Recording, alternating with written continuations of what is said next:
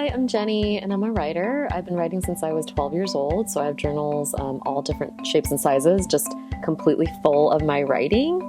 And something that I do every day that helps me to be a better thinker and a better writer and actually a better person is that I meditate for an hour every single morning. You do not need to do an hour of meditation every single morning. You can do 2 to 5 minutes. So you would sit, close your eyes, focus on your breathing, and you're really tuning into the sounds around you. And what it can actually look like is maybe a little bit like this. That's my cat Dubbies.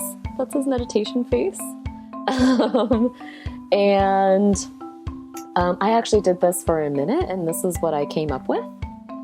Tires over concrete, birds chirping, squeaky truck brakes, a car door being opened and closed, a faraway conversation, an airplane overhead, and a rustling of leaves. So you can do this every day too.